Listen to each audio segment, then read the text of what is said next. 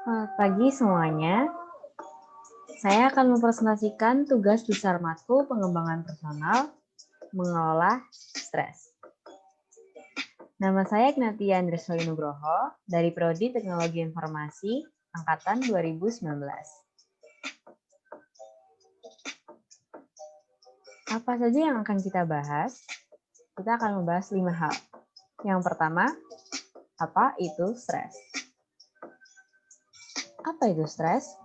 Stres adalah cara tubuh merespons perubahan tertentu yang dianggap sebagai bahaya, ancaman, atau tekanan. Tubuh menanggapi stres tersebut dengan bereaksi secara fisik, mental, dan emosional. Seseorang yang stres dapat mengalami gangguan tidak hanya pada organ tubuh, namun juga terhadap kesehatan mental. Pasalnya, tubuh manusia memang dirancang untuk menghadapi tekanan mental yang dapat memberikan dampak yang positif atau negatif, tergantung bagaimana seseorang menghadapi stres tersebut. Nah, semua orang pasti pernah mengalami stres. Tapi sebenarnya, apa sih jenis-jenis stres?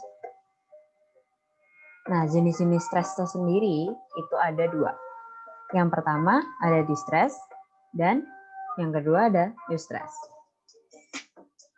Eustress ini adalah stres positif atau menyehatkan. Jadi, saat orang mengalami eustress, maka orang tersebut akan lebih produktif dan banyak melakukan hal positif. Sumber stres jenis ini akan memotivasi seseorang untuk mencapai target yang ingin diraih. Cara mengaplikasikan eustress bisa dengan keluar dari zona nyaman, mencoba hal baru, dan ingat tujuan di masa depan. Lalu ada distress. Distress ini adalah stres negatif atau tidak menyehatkan. Jadi, seseorang akan merasa kesulitan terhadap suatu hal yang akhirnya berdampak pada kesehatan mentalnya. Distress ini dibagi menjadi stres akut dan stres kronis. Stres akut dapat muncul dan hilang dalam waktu singkat dan sering muncul. Sementara, stres kronis adalah stres yang membutuhkan waktu lama untuk disembuhkan. Sebenarnya, apa sih penyebab stres? Nah, sebenarnya faktor penyebab stres itu banyak. Bisa dari tekanan, konflik, frustasi, atau bahkan lingkungan baru. Faktor penyebab stres sendiri itu sebenarnya dibagi menjadi 2. Yang pertama, faktor dari eksternal, dan yang kedua, faktor dari internal. Nah, faktor dari eksternal itu bisa dari beban kerja atau sekolah. Misalnya, banyak tugas pada numpuk. Nah, hal-hal yang seperti itu bisa menjadi stres. Atau bahkan bisa yang tentang kehilangan orang yang dicintai, itu juga bisa menyebabkan stres. Kondisi perekonomian, perceraian, atau kejadian traumatis.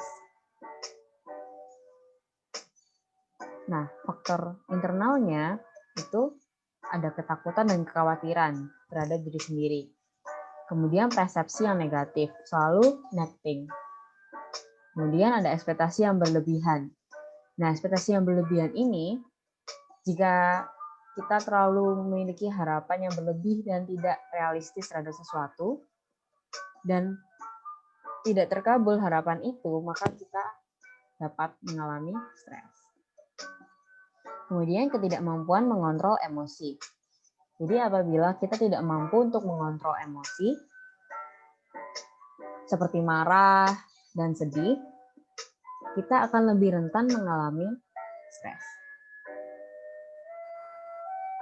Terus yang berikutnya, merasa diri kurang. Jadi selalu merasa diri rendah, merasa diri kurang.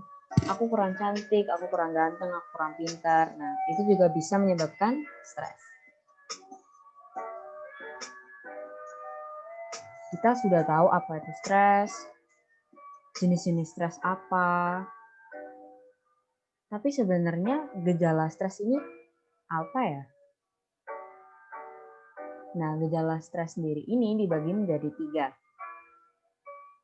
Ada gejala fisik, gejala psikologis, dan gejala interpersonal.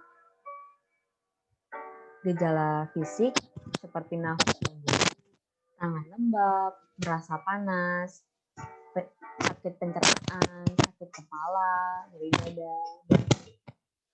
Gejala psikologis seperti cemas, sedih, hilang semangat, gelisah, mudah marah, sering murung, dan seterusnya.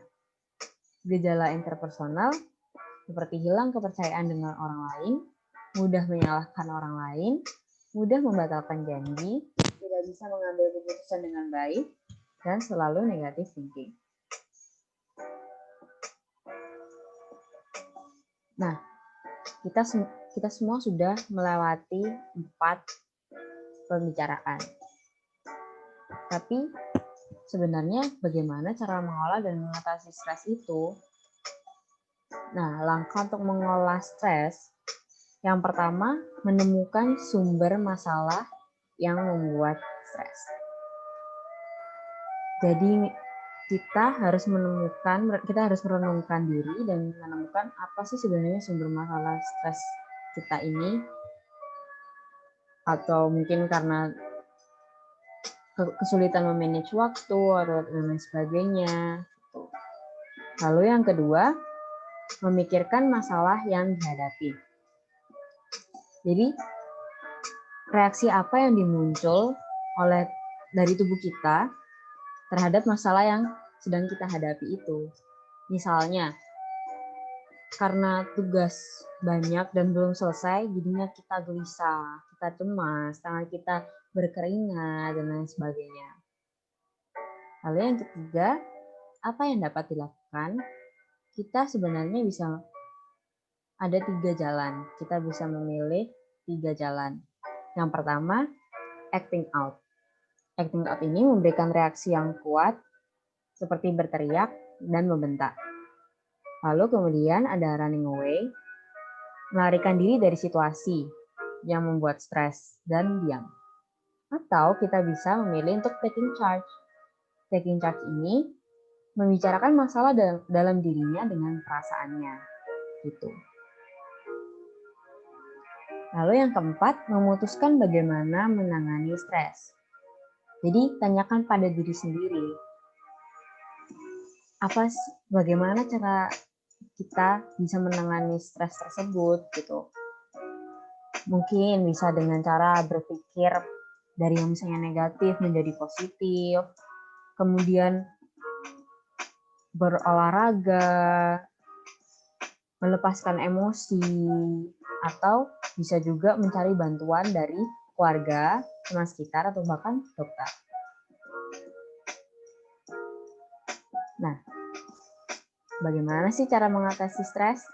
Nah, cara mengatasi stres itu bisa berolahraga secara teratur, melakukan hobi, melatih diri untuk selalu berpikir positif, dan lain sebagainya.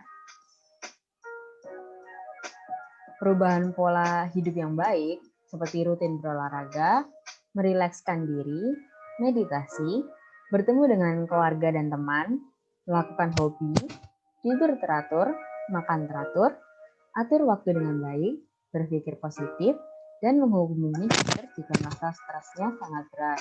Itu merupakan cara mengatasi stres.